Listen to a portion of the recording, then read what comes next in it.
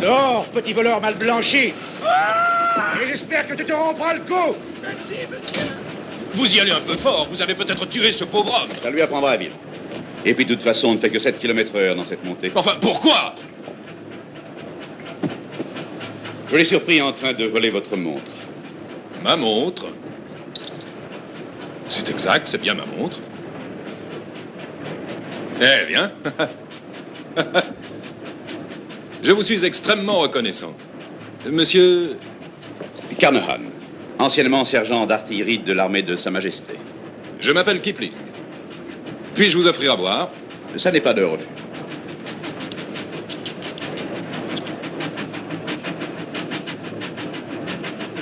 J'imagine que vous avez roulé votre bosse en Inde. Oui, et dans tous les sens. À pied, en train, à cheval et à dos de chameau. Vous aussi, vous semblez le connaître, ce pays. En effet, je suis né en Inde. Un vrai paradis. Il l'était du moins jusqu'à l'arrivée des bureaucrates qui ont tout gâché. J'espère que vous n'en êtes pas un. Non, je ne suis pas un bureaucrate. Non, j'en étais sûr. Ce sont des gars chétifs au long nez pointu dont ils se servent pour vous regarder de haut. Et je n'en ai jamais vu qui m'ait offert à boire. Glenlivet, 12 ans de tonneau. Vous êtes un fin connaisseur en whisky. Je suis fin connaisseur en whisky, jolie femme, gilet brodé et repas raffinés. Mais je n'ai pas eu l'occasion d'y goûter ces derniers temps. Parce que les bureaucrates, ils passent leur journée à gribouiller de nouvelles lois pour empêcher des types comme nous de faire fortune. Et qui sait qu'en souffre? L'Empire, monsieur. Parce que si on lâchait la bride à des gens comme nous, ce n'est pas 70 millions de livres qu'il nous rapporterait ce pays, mais 700 millions, hein? Je suis tout à fait de votre avis. Et vous allez où comme ça? À Jodhpur. Vous reprendrez cette même ligne au retour? Oui, je pense dans 10 jours. 8 jours m'arrangerait mieux. J'ai besoin de transmettre un message à un ami en gare de Marwar voyageant sur la malle de Bombay dans la nuit du 20 au 21. Je ne peux m'y rendre moi-même parce que j'ai une affaire urgente dans le sud. Je ne peux rien y faire, veuillez m'en excuser. Supposez que je sollicite de vous, en tant qu'étranger en route vers l'ouest, de chercher ce qui a été perdu. Qu'est-ce que vous diriez? Dans ce cas, je dirais, d'où venez-vous, mon ami? Et je vous répondrai de l'Est, tout en espérant que vous irez transmettre mon message à la veuve pour le salut de tous ses fils. De quelle loge êtes-vous membre? Loge itinérante 3268, lépreux et les fiers, régiment d'infanterie légère de Sa Majesté, région militaire 317A. À qui faut-il que je donne le message? À Daniel Dravot. Dravot. Oui, un homme de grande taille, aux favoris grisonnants, distingué en diable. Vous le trouverez endormi et entouré de ses valises dans un compartiment de première. Mais il ne faut pas vous effrayer. Contentez-vous d'abaisser la vitre et de dire « Pitchy est au sud pour la semaine ». Pitchy est au sud pour la semaine. Oui, pour lui, ce sera compréhensible. But now we come to a period that I call the battle for identity. Lies my grandma told me. Yeah, superstitious devices. Lies my grandma told me. What? Urban mythological rules and bubble mice. Yeah.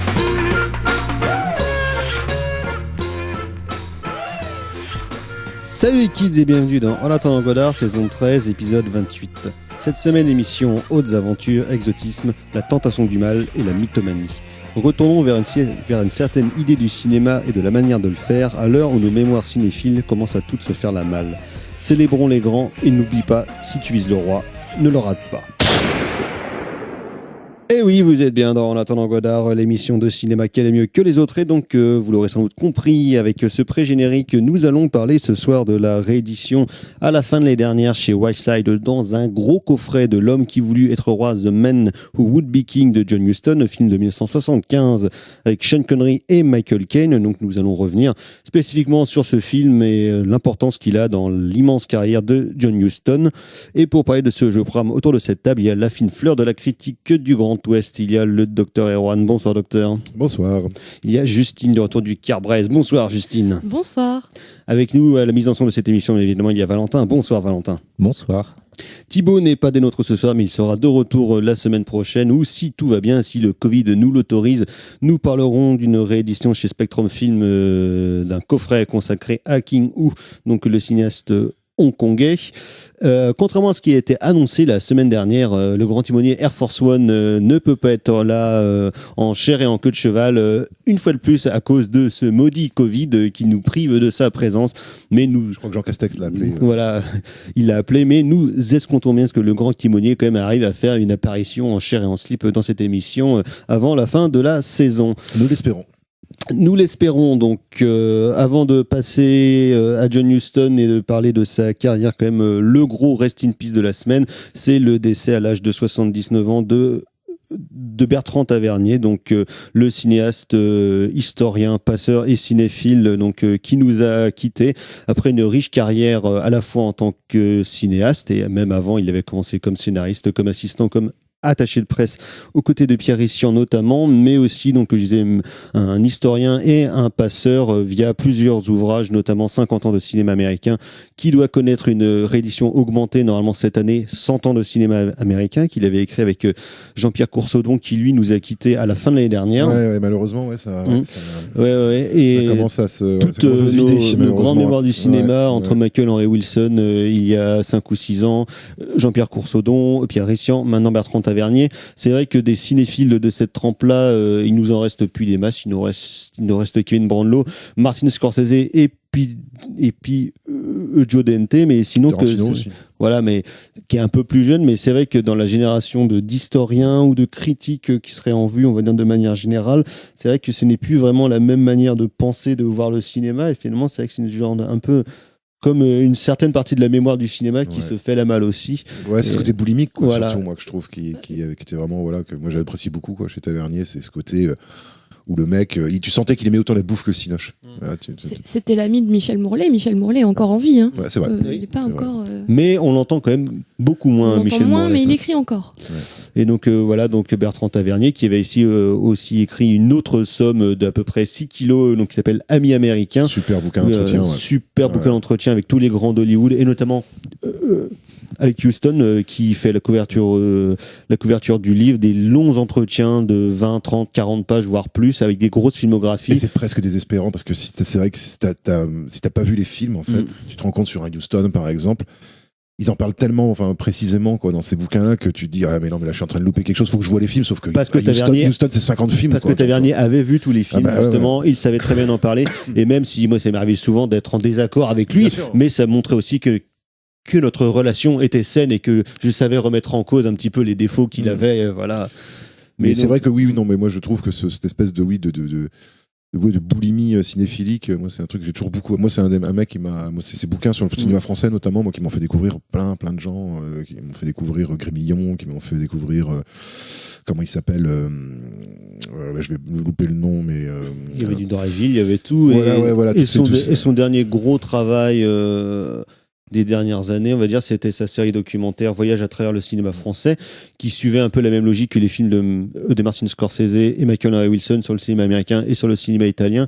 Donc il avait sorti un film de 3h30, après il en avait fait une série documentaire de 8 épisodes de 1 heure ou 1h30 chacun, justement, qui retraversait toute l'histoire du cinéma français, qui avait été très compliqué à monter et très dur, notamment pour des questions de droit avec l'image, et donc les ayants droit de Claude Chabrol, par exemple, ont été des gros cons, comme d'habitude. Donc toute la période années 70 de Chabrol est toujours invisible de manière légale. Ah oui, ils doivent partager boire le café avec les héritiers d'Hergé, probablement. Ou de Eustache. Voilà, qui sont des raclures aussi dans le genre.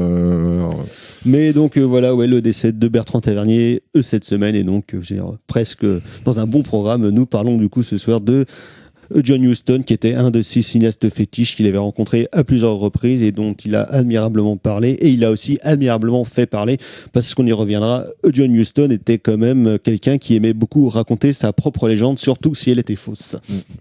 Dans la grande tradition d'ailleurs hollywoodienne. Oui, Fuller, Howard Hawks, John Ford, Jean-Michel Pippo. Preminger aussi, c'était pas mal aussi. Ouais, Preminger, c'est son autobiographie. Génial parce que c'est un roman. Oui. Mais on a l'impression que c'est le mec, quand tu lis l'autobiographique de Preminger, t'as l'impression que c'est le mec le plus cool de la Terre. Quand tu sais la réalité des tournages où c'était un tyran, quoi.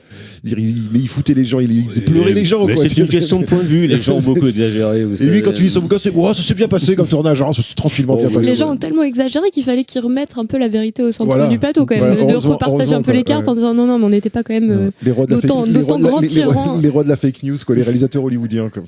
Oui, vous savez, tout ça, on a beaucoup exagéré. Ils sont imprimés la légende, hein, là, pour le coup. Ah oui, Il y bah, a plein pour de le coup, réalisateurs qui sont bien pliés à cette nécessité-là, ouais. Donc voilà, on va passer à John Huston et l'homme qui voulut être roi, mais on reparlera de toute façon, je pense, de Bertrand Tavernier. Donc on va commencer en musique.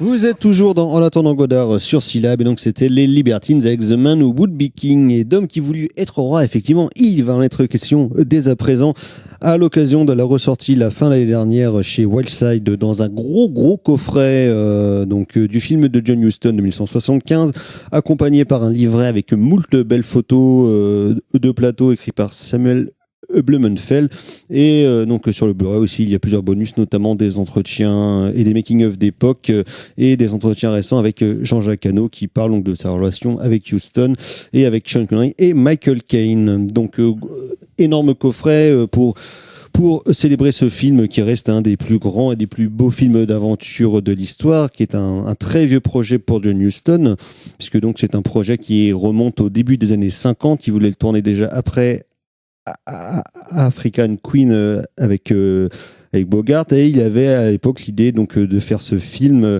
avec Bogart et puis Clark Gable, sauf que le projet a mis du temps à se monter, beaucoup pour des questions de pognon, pour des questions de tournage, puisque Huston voulait tourner en Inde, et puis ça ne s'est pas fait. Et après, les deux sont morts, et donc ça ne s'est pas fait. Donc bon, voilà, la faute à pas de bol. Il y avait normalement Paul Newman qui était sur le coup avec Redford. Il y avait un projet avant avec Mitchum et puis Cary Grant. Après, c'était avec Newman et puis Redford, donc pour faire le duo de Butch Cassidy et le Kid. Ça ne s'est pas fait non plus pour plein de raisons. Sachant que Huston rattrapera le coup quand même avec Newman, avec je crois que c'est son film suivant, la Traque, qui est un super film. Et justement, c'était Newman qui avait dit que peut-être qu'il ne serait pas le meilleur pour le rôle, mais qu'il faudrait prendre des Anglais.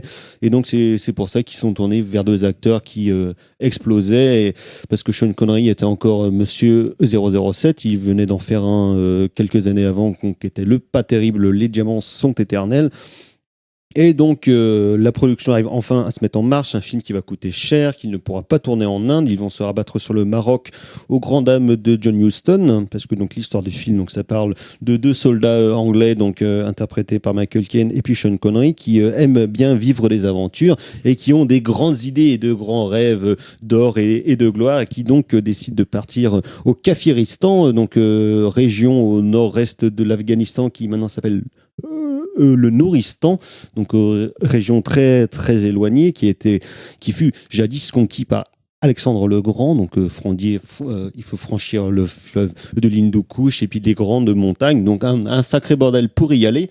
Et donc après quelques menues mésaventures, donc ils vont enfin arriver dans cette région où, par le biais de diverses manipulations au niveau de la mythologie, les peuplades présentes vont prendre Sean Connery pour le descendant de Alexandre le Grand, justement, et ils vont réussir à unifier les différentes tribus, et Sean Connery va se faire nommer roi parce que donc il pense qu'il est d'origine divine, et donc évidemment au bout d'un moment ça va commencer à foutre le sbeul avec les autorités religieuses, avec un petit peu tout ça. Donc un film très touffu, très complexe, qui est adapté d'une courte nouvelle de Rudyard Kipling, qui apparaît en tant que personnage dans le film, qui est joué par Christopher Plummer, un immense Chris, voilà, qui apparaît donc dans le prologue et l'épilogue du film, puisque le film est un grand flashback qui est raconté par le personnage de Michael Caine au personnage de Plummer, et donc de là va se dérouler toutes les thématiques et les motifs, on va dire, qui sont propres au cinéma de Huston.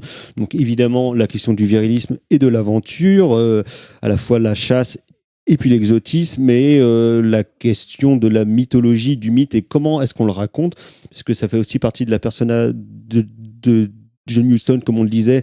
C'est quelqu'un qui, comme Fuller, comme Walsh, a beaucoup aimé raconter sa propre légende, surtout si elle n'est pas vraie, ou en tout cas a quelques airs de vérité, mais quand même vachement grossi. Donc, Huston aimait beaucoup se voir et se montrer comme un peu comme un homme, un vrai, qui viendrait d'un âge passé, un peu comme Milius Ouais, puis aussi d'un par mec- la puis d'un suite. mec qui a fait la guerre, Voilà, mec qui a fait la qui l'a guerre. fait, hein, ce qui d'ailleurs est la Un réalité, aventurier, parce que, un chasseur, un baroudeur, et il aimait aussi beaucoup mettre ça en scène Amateur dans de ses femmes propres et de personnages, boissons, exactement, et de cigares, et de cigares. Et de boxe. et et de de boxe. boxe. Bref, de tous les trucs qui fait qu'on est des bonhommes avec des grosses couilles. Il est légèrement hétéronormé, quoi, comme tu dirais. Un petit peu hétéronormé. Effectivement, ça va être à la fois les personnages qu'il va mettre en scène dans ses films, qui connaissent pratiquement tous à chaque fois un destin pour le moins tragique dans la plupart de ces personnages, mais qui néanmoins sont tous animés par des vieux rêves et des grands projets qui sont a priori irréalisables, mais que par la force de leur conviction et de leur crapulerie, ils vont réussir à réaliser finalement.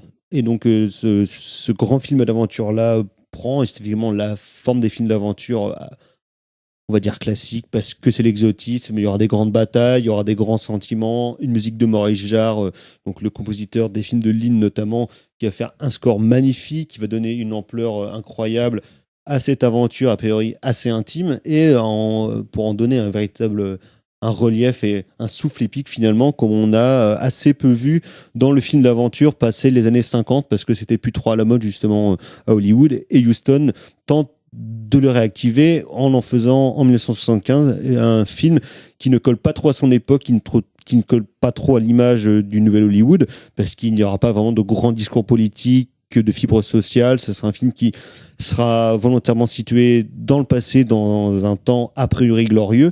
Et donc finalement un film comme il aurait pu le penser, comme il l'avait créé en 1952, quoi, à l'époque des premières moutures du projet. Bon, on est complètement, enfin pour moi, on est complètement dans une continuité aussi de regard américain porté sur l'histoire britannique. Et je pense notamment à, comment il s'appelle ce film, je crois que c'est un film de Hawks, avec Gunga Din, avec Cary Grant, où il y a ce côté un peu picaresque aussi qu'on retrouve, qui est très présent chez Huston. Alors, mon Dieu, qui qu'est-ce prend que la style. parole. Non, moi j'ai été un peu décontenancée au début du film quand j'ai compris qu'il allait s'agir à la fois d'envahisseur et d'explorateur. C'est-à-dire que je savais pas vraiment sur quel pied danser et à qui j'allais donner mon empathie. Parce que tout au long du film, quand même, que ce soit Kane et Connery encore plus dans une grande mesure, puisque du coup c'est lui le roi. En fait, est-ce que le film aurait peut-être pas, aurait peut-être dû s'appeler Les Hommes qui voulaient être rois, parce que c'est ça dont il est question aussi. Mais pendant tout le film, il y a vraiment cette déconnexion de leurs propres caprices, de leurs propres idéaux, de leurs propres envies qui servent le propos et qui en fait leur permet d'atteindre leurs rêves entre guillemets. Mais c'est toujours au détriment des autochtones la plupart du temps, parce qu'il y a quand même ils sont quand même toujours c'est des vrais colons, quoi.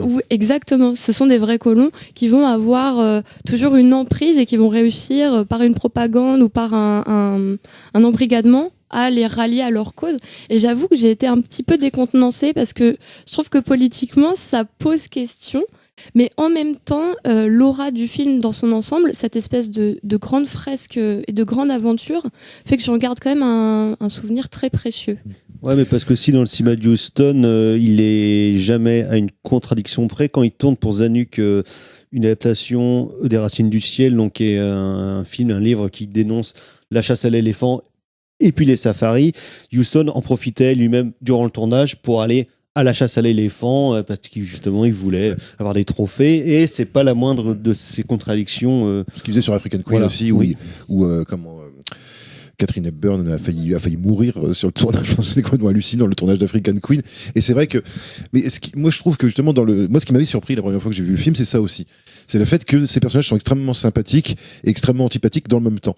Ils sont immoraux, quoi. Ouais, ils sont immoraux. Ils sont complètement immoraux. Mais en même temps, t'as envie de faire de la, tu vois. Mais ce que moi j'aime bien, et ce qui est un truc qu'on retrouve dans le Trésor de la Sierra Madre, c'est, et là je trouve que c'est vraiment porté, moi je trouve que c'est là que justement que le film, je trouve, est politiquement finalement peut-être plus subtil que ce qu'on pourrait penser. C'est qu'en fait ce qu'il nous montre, il nous montre de manière extrêmement franche que ce qu'on appelle la civilisation, Ça, c'est jamais fait avec des braves types.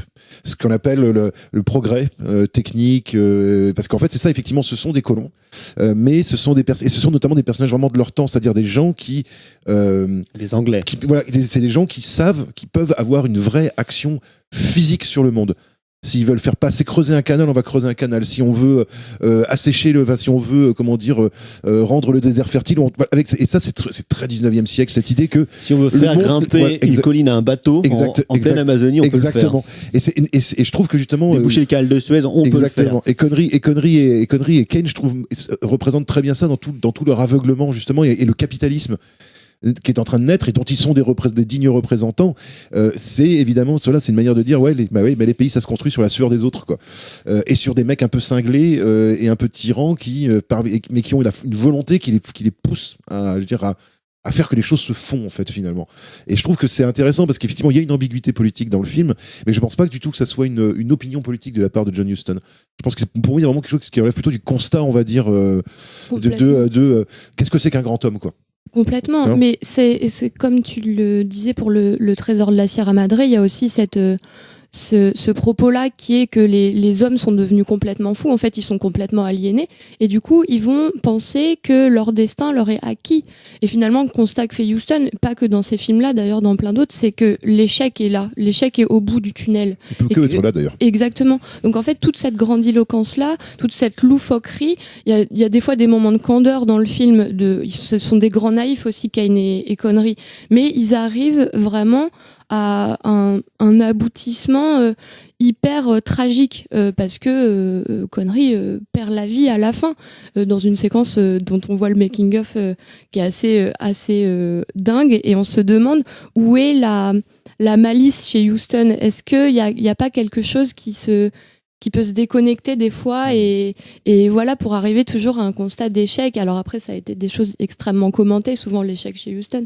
Et là, je trouve que le film tient bien, encore plus que le trésor de la Sierra Madre, parce que ça va jusqu'au bout. En fait, on y croit limite avec eux jusqu'au bout, que leur royaume va leur être acquis, c'est ça qui est fascinant, qu'il va y avoir un mariage. En plus, à un moment, il est question justement d'instaurer aussi une descendance, de rencontrer tous les plus grands prêtres de ces contrées-là, justement, et d'arriver à les entourlouper pour eux faire ce qu'ils veulent. Mais parce qu'aussi, ce sont de grands perdus, ils ont besoin de se rattacher matériellement à des choses beaucoup plus tangibles.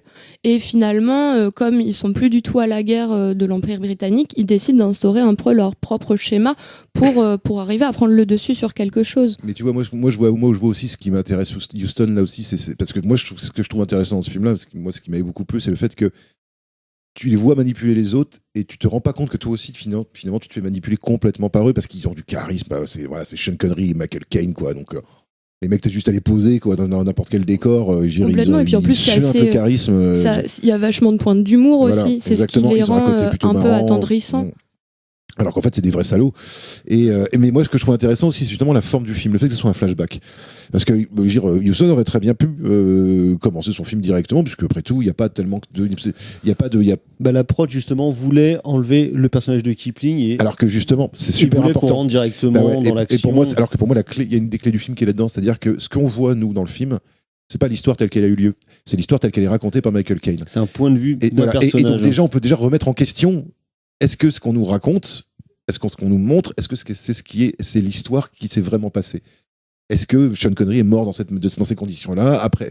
Voilà. Parce que justement, ça c'est super intéressant, je trouve. Comment est-ce que la légende, et il le raconte à un écrivain, il le raconte à Kipling, qui lui-même va transformer ça en récit littéraire, quoi. Et parce que justement, en plus, le personnage de Michael Caine dans le film, qui est le seul des deux qui survit, et le personnage, lettre, hein, voilà, ouais, mais c'est le personnage qui va le moindre répondre à ses pulsions, alors que justement le perso de Sean Connery va se laisser aller à son hubris, avoir la folie des grandeurs, hein, voilà, alors que Michael Caine enfin, en tout cas le perso, est un peu plus réfléchi, il va voir un peu plus, on va dire, le plan général, et c'est lui justement qui dit au moment où les peuplades commencent à prendre Connery pour le descendant de Alexandre le Grand, en disant, mais pense-y, si toi t'es un pauvre petzouille là de la campagne, qui est-ce que tu veux suivre à la guerre? Un mec lambda ou bien un dieu? Et donc, c'est pour ça qu'il va se prendre à son propre jeu, parce que justement, Michael Caine a l'idée, a l'audace et presque le génie de vouloir persister dans cette volonté de se faire passer pour des dieux et justement de pouvoir avoir des rêves de grandeur, de hautes aventures, comme on voit dans les romans de Howard, dans les bouquins de Kipling. Et puis le Conrad, tout ça, c'est tout un imaginaire aussi, du coup, qui va se déployer, qui vient de la littérature un petit peu héroïque, comme après, on en retrouve dans les bouquins de Kessel, dans les bouquins de Chanderfer, tout ça. Un genre de mythe, une genre de mythologie du colon qui va se mêler au peuplade local pour devenir leur roi. Ça se retrouve dans un bouquin de Chanderfer qui s'appelle C'est Farewell to the King, qui a été adapté en 89 par Roger Milius aussi, qu'on retrouve aussi dans les films de Coppola, tout ça. Donc c'est un peu le même genre d'imaginaire qui va se déployer, où ça va être des mondes à part qui vont être créés par finalement des gens qui n'appartiennent plus à la bonne société, qui sont totalement à part parce qu'ils ont connu la guerre, parce qu'ils ont des rêves de glandeur, ils ont des rêves de violence, et c'est finalement par ce biais-là qu'ils vont réussir à se driver et à emmener justement des mondes inconnus pour les rapprocher de l'Occident. Et c'est un truc que Huston a pas mal travaillé dans sa filmographie, justement, un peu le choc entre différents mondes et entre différentes morales. Sauf que la différence, justement, c'est ça, c'est que ramener ces pays-là vers l'Occident, donc ça va vers le progrès, vers le capitalisme, sauf qu'au final, le monde finit par être plus fort qu'eux. Et ça, c'est un truc... Mais encore magique, finalement. Et encore une fois, le trésor de la Sierra Madre, c'est à la fois, je veux dire, les mecs ça devient une tragédie autant parce qu'ils sont cupides et qu'ils sont infoutus mais là c'est pareil, parce qu'ils sont infoutus de garder suffisamment de raison pour savoir ce qu'il faut faire et pas faire, mais c'est aussi parce qu'ils se confrontent, et c'est justement cette espèce de désir de dire voilà, de toute façon je peux transformer le monde, j'ai juste besoin de 10 000 hommes et je peux construire des pyramides. Et en fait ils oublient complètement qu'au bout d'un moment la nature tu bloques contre la nature. Et c'est marrant parce que le Narcisse Noir, tu vois, de Powell, dans un genre complètement différent, parle finalement de ça aussi, c'est-à-dire d'une prétention des Occidentaux à être chez eux partout. Et en fait, l'Inde est un pays apparemment assez idéal, en tout cas au cinéma, pour rappeler que non. Voilà, que non. Qu'il faut y avoir vécu, que c'est un pays qui est quand même dur à vivre. Et malgré leur rêve de grandeur, ils finissent par se fracasser contre les montagnes comme ça, ou contre le climat, ou contre... Et ça, mais on retrouve ça dans African Queen, on retrouve ça dans la Sierra Madre, on retrouve ça quand même dans pas mal de Huston, quoi. Cette idée que... Ok, les mecs, c'est les mecs qui sont bigger than life. Le problème, c'est qu'en face d'eux, il y a quelque chose qui est aussi bigger than life qu'eux. Et ça devient une espèce de lutte. Alors, peut-être pas aussi extrême que chez Herzog, mais finalement, cette espèce, de lutte. Mais en même temps, chez Herzog et chez Huston, à la fois on va dire, dans leur sujet et les choses qui montent, c'est aussi vachement lié à leur manière de faire, parce que Huston aussi, lui, voulait aller sur le terrain, tourner dans des vraies montagnes, dans des vrais déserts, donc rajouter encore de la contrainte à des sujets qui sont déjà pas faciles, mais vraiment pouvoir se mêler, comme ces personnages, à leurs propres emmerdes, quoi. Alors qu'en plus, à l'époque du tournage, il y avait Huston qui commençait déjà à avoir ses petits problèmes de santé. Il avait une tente pour respirer de l'oxygène, et juste quand il en sortait, il s'allumait un énorme barreau de chaise et recommençait à picoler. Donc, et toujours cette volonté de se mettre en danger, mais de manière constante. Et puis d'éprouver l'existence par le danger aussi. Il y a aussi cette idée-là, parce que en fait, ces deux personnages-là, c'est comme ça la société britannique ne peut pas les satisfaire parce qu'ils n'ont pas l'impression de vivre, en fait. Et ils ne se sentent vivre que quand ils se laissent aller justement à toutes leurs pulsions de pouvoir, de contrôle, etc., etc. Et c'est le seul moment où ils se sentent vivants, mais c'est ça aussi qui montre la limite justement de ces personnages-là. C'est qu'ils n'ont rien d'autre que ça à offrir finalement au monde, que cette pulsion de vie qui est à la fois hyper bien à regarder, mais qui est aussi tragique pour eux, quoi, finalement. Mais visiblement, à la fin en tout cas à la fin du film, il n'y a pas de vraie morale. C'est-à-dire que même si ces deux hommes ont cherché quand même à piller des richesses humaines, matérielles, à complètement se sentir investis par un destin qu'ils considèrent grandiose, en fait, ils ont tellement réussi à piétiner autrui que du coup c'est le seul piétinement qui va leur revenir dans la face, c'est celui de la nature. En fait, à force d'avoir cette abnégation là, ils se retrouvent complètement confrontés à l'échec, encore une fois, et c'est de là où ça peut quand même paraître d'un certain point de vue un peu grotesque, cette quête là, mais qui est pour elles, qui sont pour eux une quête véritable de lien au monde, en fait. d'aventure, et c'est pour ça je pense que Huston avait encore envie de multiplier ça sur un tournage, parce qu'il voulait aussi lui-même partir à l'aventure en tournant en décor réel, en évitant principalement le studio, pour vraiment aller se confronter à des contrées qu'il connaissait pas, parce que c'était aussi un manque. Moi, chez Huston, de toute façon, ça a toujours été très clair. Hein, Ouais, puis c'est aussi d'être le plus loin possible Hollywood. voilà, et puis des emmerdeurs et des emmerdeurs. Hein. Parce que quand tu tournes au milieu de la montagne du Maroc, forcément, tu vas avoir un peu moins d'exécutifs qui vont venir mettre leurs pattes dedans, quoi. Oui, exactement. Et donc là, pour faire des scènes un peu spectaculaires et tout, voilà, qui demandent un peu de logistique, c'est vrai que voilà, je comprends tout à fait, moi, que Huston se partait. Et qui mettent en danger Oui, et qui mettent en danger tes acteurs. Et tes figurants. Sachant que t'as pas les acteurs les plus souples de la Terre, hein, non plus, hein, quand même, parce que Sean Connery et Michael Caine, ils sont pas forcément connus pour leur grande souplesse. Hein, ouais, mais bon, c'est quand même des mecs physiques. Hein, mais par contre, c'est des mecs physiques. Bah, moi, j'aurais peut-être pas travaillé avec l'un ni avec l'autre. Hein, je pense ancien lutteur, Sean Connery, ancien culturiste. Il a pas à faire une cascade à la fin, quoi. Ouais, voilà. C'est lui qui l'a fait, il n'y a pas eu de doubleur. Mais je pense qu'il y a quelque chose aussi, peut-être, d'une forme d'un peu de paresse des fois chez Huston, où on entend son chef-op parler. Un dilettantisme. Absolument, pour être plus exact, mais on entend son chef-op raconter un peu un secret de tournage quand il s'agit de... Quand nous on voit le grand prêtre, j'ai noté son nom, Kafou Salim dans le film, en fait on ne sait pas trop qui est cet homme, et il s'avère que c'est un monsieur que le chef-op a rencontré lorsqu'il était en repérage au Maroc, et il s'est dit, lui il faut absolument pas qu'on le voit quand John Huston va arriver, parce qu'il va absolument le vouloir dans le film. C'est un amateur qui a jamais vu de cinéma. Il a 100 ans. Qu'est-ce que ça va donner? Et finalement, tout le contraire arrive, puisque du coup, ils refont une deuxième salle de repérage. Et John Huston, avec son chef-op, voit cet homme et il décide de le mettre dans le film. Pour le chef-op, c'était une erreur monumentale, et visiblement, pas Huston, du tout. On avait rien à foutre. Il fait, ah non, lui, il est super. Il a un super visage, on le prend, il est génial. Mais il sait pas jouer, on s'en fout. Il a une pure gueule. Il parle pas anglais, c'est pas grave. Il bosse ailleurs et tout, c'est pas grave. Mais il a un vrai boulot, on s'en fout, on va le prendre quand même. Mais il a plus de 100 ans, c'est pas grave, parce qu'il a la gueule qu'il faut pile pour le rôle qu'il voulait, quoi. Mais c'est ce qu'il a dit à plusieurs reprises d'ailleurs, que lui, si l'histoire était écrite, si le scénario tenait bon, après il fallait juste faire des bons choix de casting, c'est-à-dire de prendre les bons acteurs, et après tout allait rouler comme sur des roulettes, et du coup tout allait bien se passer, ça allait faire un film correct. Et comme ça t'as pas à les diriger en plus. Après, faut pas oublier qu'il a aussi, d'une certaine façon, lancé la carrière de Bogart au tout début avec un premier film, du coup tiré d'un roman de Hamet. Et du coup, voilà, il a eu cet œil-là, mais il y avait quand même une forme de laisser aller, de laisser les choses couler. Il dit, si tu prends des bons acteurs, après c'est bon, ils font le taf. Hein. Ah bah oui, mais de toute façon, malheureusement, je pense que c'est aussi le secret.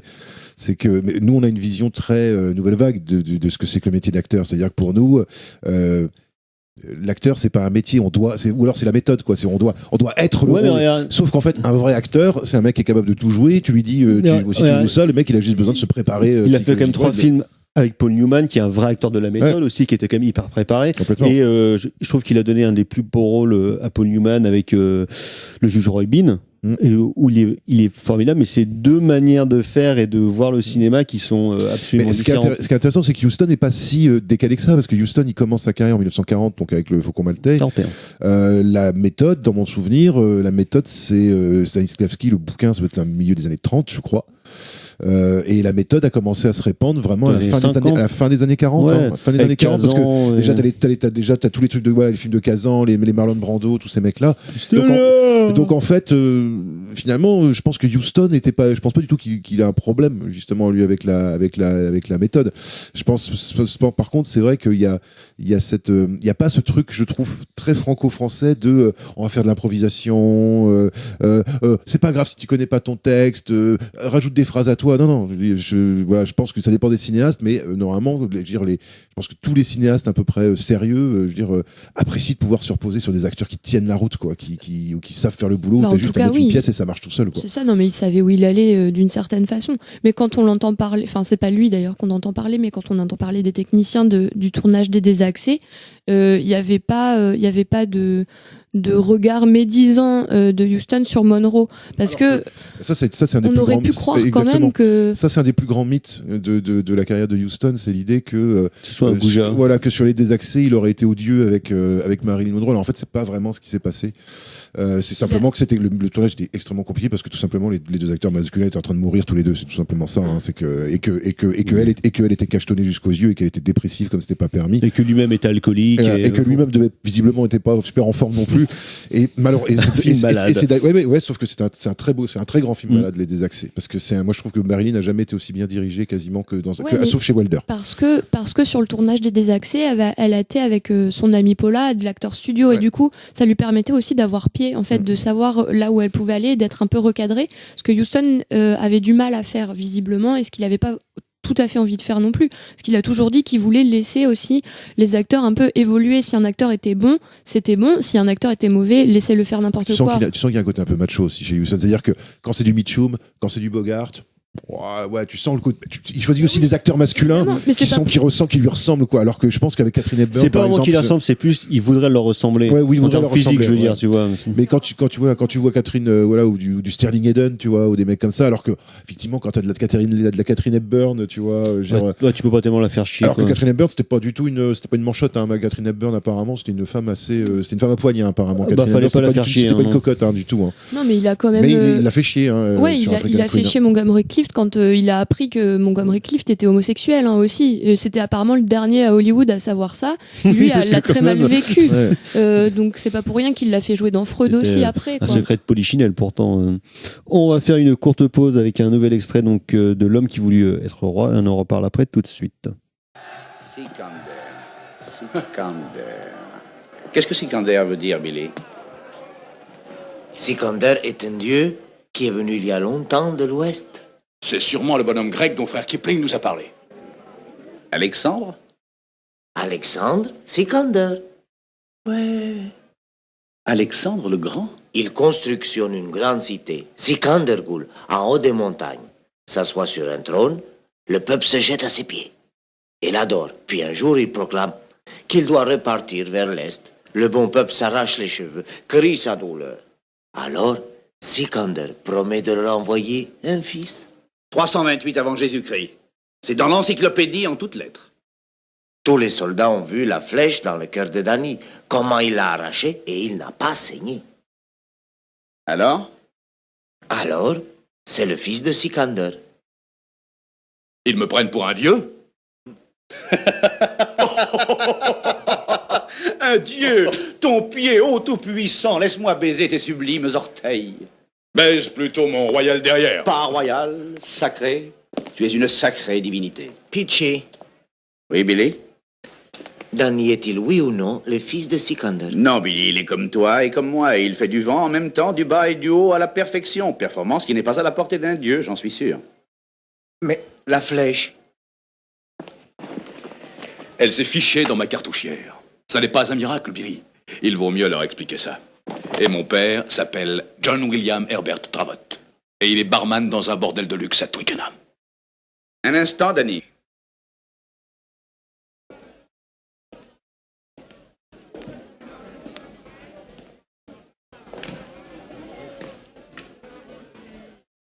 Pourquoi ne pas profiter de l'avantage acquis?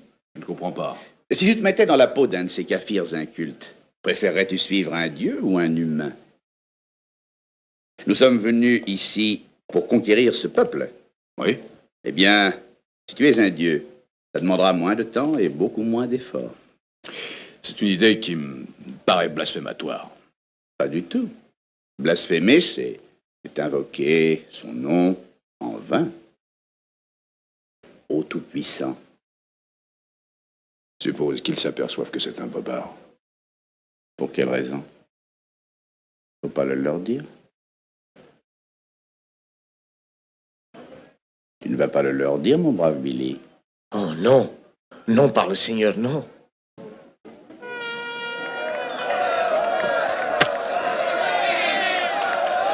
Polo? Polo. Vous êtes toujours dans En attendant Godard sur Syllab, et donc c'était un extrait de L'homme qui voulut être roi dans sa magnifique VF, donc le film de John Huston qui a été réédité chez Wildside à la fin de l'année dernière. Et je signale aussi qu'en ce moment il y a Carlotta qui a ressorti 2 autres films de John Huston, donc Au-dessus du volcan et Le Malin, qui sont quand même beaucoup moins des films d'aventure, mais qui traitent quand même toujours plus ou moins des mêmes thématiques, notamment sur la question de la moralité ou de la fin de la moralité, peut-être, qu'on retrouve aussi, donc on en parlait tout à l'heure dans L'homme qui voulut être roi, et on parlait d'acteurs et de différentes méthodes de jeu, on va dire, et je trouve une des grandes qualités aussi du film, c'est évidemment son casting et la symbiose et l'alchimie incroyable qu'il y a entre Michael Caine et puis Sean Connery, donc qui sont 2 vieux potes, parce qu'ils se connaissaient déjà depuis une trentaine d'années. Ils avaient débuté ensemble au théâtre quand les 2 ne pensaient pas forcément être acteurs, mais il fallait bien croûter. Et donc je trouve que Ils n'avaient jamais joué avant au cinéma? non, ils avaient jamais joué ensemble. La première fois. Ouais. Et même après, je crois pas qu'ils aient retourné non plus. ensemble. Alors que c'est quand même parmi les 2 acteurs britanniques, enfin un Écossais, pardon, et un Anglais, donc parmi les plus connus de leur génération. Et je trouve que leur persona et leurs 2 styles de jeu s'accordent absolument bien dans ce film-là, entre le côté justement un peu plus cérébral, un peu plus distancié de Kane, et le côté justement un peu plus viriliste mis en avant du perso de Sean Connery, qui vont jouer donc à la fois de leur persona comme acteur pour faire corps avec leur personnage, et qui en plus est mêlé à un aspect du film qui est un peu trivial mais qui a son importance en termes narratifs. On l'a entendu en pré-générique, c'est la question de la franc-maçonnerie, qui donc pour le coup n'est pas du tout vu comme une secte déviante qui veut maîtriser le monde avec l'aide des juifs. C'est pas l'Express. Hein. Voilà, c'est ça, c'est pas le protocole des sages de Sion ou bien tout ça, mais qui néanmoins, qui par des petits détails, soit par le biais d'un bijou ou bien par le biais des relations entre les personnages, va prendre son importance sur la question justement, je dirais pas de la foi, mais en tout cas d'une certaine forme de spiritualité ou bien de croyances, donc là qui sont des croyances purement européennes, d'une certaine classe sociale a priori quand même un peu aisée, qui va se confronter à une autre forme de religion qui est beaucoup plus ancienne, qui a été presque perdue, avec une religion dans les montagnes de l'Afghanistan qui n'est pas vraiment définie, qui n'existe pas vraiment, qui est un genre de paganisme païen qui ne se raccroche à aucun des grands monothéismes de l'histoire. Et je trouve ça assez intéressant, en tout cas toujours chez John Huston, cette volonté de mélanger différents peuples et différentes religions qui vont réussir à se confronter. Et je trouve que c'est un aspect du cinéma de Huston sur la question de la religion et puis de la morale qu'on voit admirablement bien dans L'homme qui voulait être roi. Ouais, alors c'est vrai que tu parlais de cette histoire de personnage. Moi, je voudrais. Et c'est vrai que moi, c'est un truc qui est intéressant. En fait, je vais revenir sur 2 trucs. En fait, je vais commencer par la religion. En fait, moi, c'est un truc qui m'a toujours assez passionné chez Huston, c'est que pour moi, c'est vraiment un réalisateur laïque. Huston. Ça veut dire que ça veut pas dire qu'il n'y a pas de spiritualité chez Huston. Œcuménique. Voilà, mais c'est que c'est pas. Moi, j'ai jamais ressenti. Alors peut-être que j'ai pas tout vu tous ses films, mais j'ai jamais ressenti de prêchi-prêcha chez lui au niveau religieux. Et tu sens qu'il y a presque un côté ethnologue en fait. Alors ethnologue de pacotille, hein, mais il y a amateur. Voilà, exactement. Amateur. Mais il y a presque un côté effectivement, voilà, qui rejoint complètement ces personnages, quoi. Je veux dire d'intérêt pour toutes les autres formes de culture, de civilisation, de formes d'art, voilà, quelque chose quand même de très espèce d'homme-monde comme ça. Et je trouve que ça, c'est très... toute cette partie de la carrière de Huston, moi j'aime bien cette partie-là, les années 70, parce qu'en fait c'est la partie où il fait tantôt un film aux États-Unis, tantôt un film en Europe. Et les films qu'il fait en Europe, je trouve, sont vachement bien. Parce que déjà, même quelque part, c'est ce qu'il fait lui aussi, parce qu'en fait, il s'intéresse à une culture qui n'est pas la sienne, qui est la culture britannique, et c'est pas le premier film où il fait ça, parce que quand il va faire le piège avec Newman, ça se passe en Écosse, si mes souvenirs sont bons. Et il y a plusieurs autres films comme ça. Voilà, puis même, de toute façon, sur la question de la foi, c'est des trucs qui traitent aussi plus ou moins dans Reflet dans un œil d'or, il y a... dans la Bible aussi. Oui, c'est vrai que c'est son seul film biblique. Son seul film biblique. Donc il s'est quand même Même intéressé dans à Moby ces Dick, dans la questions-là. Bible, Bah oui, dans ouais. Moby Dick, il s'est quand même aussi intéressé à des grandes fresques littéraires, à des grands enjeux comme Mais ça. c'est plus le mythe qui l'intéresse c'est le que la mythe et le religion, pouvoir plutôt, j'ai aussi. l'impression. Ouais. Et le Plus, pouvoir qui parce en que découle. lui, il aime bien aussi se placer. On peut évoquer à demi-mot sa carrière d'acteur aussi. Il aime aussi incarner une forme de pouvoir quand même. Chez Polanski notamment, Dans c'était Chinatown. quand même le rôle le Dans Chinatown. plus marquant. Et je voulais revenir juste sur Connery parce que là aussi, je trouve que ce qui est intéressant, Et c'est dans que Le Lion et le Vent, c'est vrai que j'avais oublié qu'il jouait dedans, Dominius, qui est le film qui est sorti la même année, avec Sean Connery aussi, un autre grand film d'aventure. Effectivement. Et je trouve que Sean Connery, c'est assez intéressant parce qu'en fait, moi je trouve qu'il fait aussi la réussite du film, c'est que c'est la conjonction justement d'un réalisateur qui est en train de se déporter vers d'autres sources d'intérêt ou d'autres centres d'intérêt que sa culture d'origine, et ça rentre ça rencontre le désir d'un acteur, donc Sean Connery, de sortir de son image de James Bond. Et c'est vrai que les années 70 pour Sean Connery, qui sont une période qui est pas si bien connue que ça, je trouve. Il a pas de perruque. Il a plus de moumoute dans ce film-là, contrairement à ses films d'avant. Ouais, et il assume sa calvitie. Et il est drôle. Il est barbu. C'est là qu'il commence à devenir barbu. Et puis les cheveux gris. Et surtout, c'est marrant parce que quand tu vois ce qu'il fait, parce qu'il me semble que The Offense de Lumet, ça doit être tourné genre 2-3 ans avant. Ouais, et un peu après, il fait aussi le film de Richard Lester. La Rose et la Flèche. Ouais, La Rose et la Flèche, qui est super film. Un des plus beaux films faits sur Robin des Bois. Le meilleur Robin des Bois pour moi. Et parfois, c'est pas qu'il se plante, mais parfois il va chercher dans le bizarre, puisque on est en pleine période Zardoz. On est en pleine période slip rouge et moustache. Ouais, mais c'est pas mal comme Zardoz. Zardoz, c'est très drôle Zardoz. Moi, je me souviendrai, je l'ai vu il y a longtemps, mais je me souviendrai toujours de la statue géante. Mais qui est aussi une question de religion, finalement, Zardoz, qui est aussi un truc sur un mec, sur l'histoire de prophétie. Malgré les slips rouges, oui. Voilà. Mais voilà. Et c'est vrai que je trouve que c'est super intéressant ce que fait Connery. Je trouve que ça. Après, il va devenir plutôt patrimonial, en fait. Après, ça va devenir même s'il est très bon dans Indiana Jones, il est très bon. Les mentors, quoi. Voilà, mais ça devient une figure patrimoniale, une figure paternelle. Alors que là, c'est encore un mec de 40 ans, effectivement, qui suinte la virilité par tous les pores de sa peau, quoi. Je veux dire, à tel point que tu dis, mais être avec lui, ça devait être compliqué d'être dans la même pièce que ce mec-là, quoi. Quand t'étais une femme, je pense que ça devait être extrêmement compliqué déjà. Et même, je pense, quand t'es un mec, tu devais te sentir tout petit, quoi. Je veux dire, avec Sir Sean, quoi. Et c'est vrai que je trouve que là, justement, tu sens un mec qui est en train de reconstruire sa persona d'acteur. Et c'est assez intéressant de regarder parce que je trouve que ce film-là, particulièrement, il joue pas du tout il joue quelque chose qui est plus du tout, on n'est plus du tout dans James Bond, quoi. On est justement dans des personnages beaucoup plus ambigus, beaucoup moins distanciés, en fait, finalement, parce que dans James Bond il y a quand même une espèce de distance froide chez Sean Connery, alors que là on est dans des personnages beaucoup plus passionnés, beaucoup plus avec une part de violence qui est beaucoup plus pulsionnelle, en fait, voilà. Et je trouve que Sean Connery, sans doute un des acteurs qui a finalement relativement évolué, en fait, à l'intérieur de son jeu, et qui a pas vraiment, qui en fonction de son âge, en fait, a pas du tout joué les mêmes types de rôles.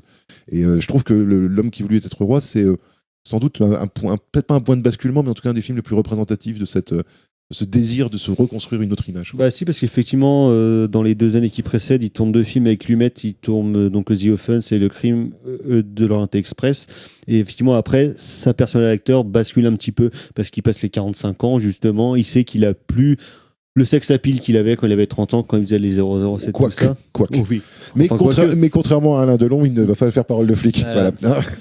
Non, c'est vrai qu'il n'y a pas ça dans sa film, fort heureusement. Et sur la personnalité d'acteur, sur le perso de Michael Caine, qui donc, comme je disais, a toujours un côté un peu plus froid, un peu plus distant, un peu plus anglais, quoi, finalement, ce côté aristocrate, hautain, de sa bâtarde de colon, quoi, qui je trouve colle bien au jeu de Michael Caine et à la gueule qu'il a justement à ce moment-là de sa carrière. Avec ses dents du bonheur. Voilà, exactement. Avec les dents du bonheur de Michael Caine. Oui, mais ça complimente aussi le jeu de Connery. Moi, je trouve que justement, ça instaure une espèce de dualité où on ne sait plus vraiment si ce sont de francs camarades ou si ce sont des frères, finalement, qui luttent pour la même chose.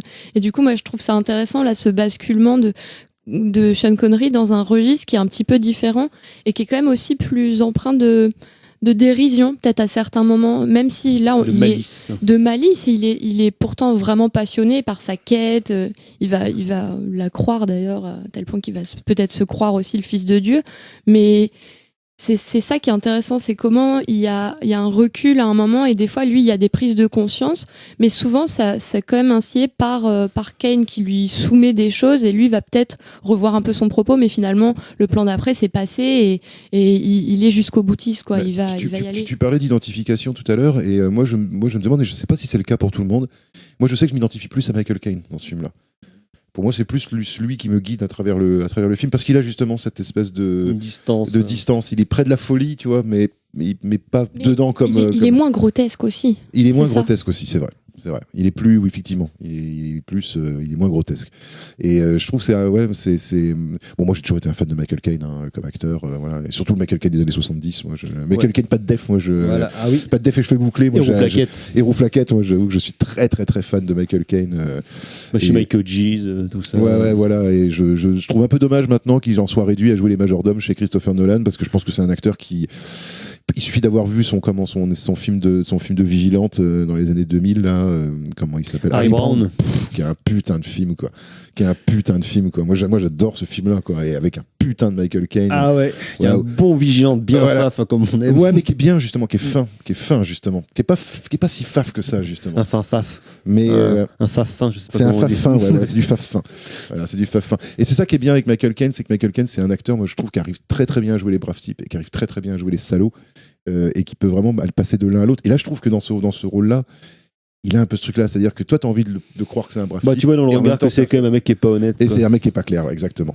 C'est un mec qui a une crapule dès le début. De toute façon, on l'entend dans le train quand il manipule le perso de Plummer en disant ouais, quand même, mec, on est francs-maçons tous les deux, tu pourrais bien m'aider. Et puis qui va aller arnaquer aussi des pauvres populations au fin fond de trou de Basse-sur-Loire. Donc, exactement.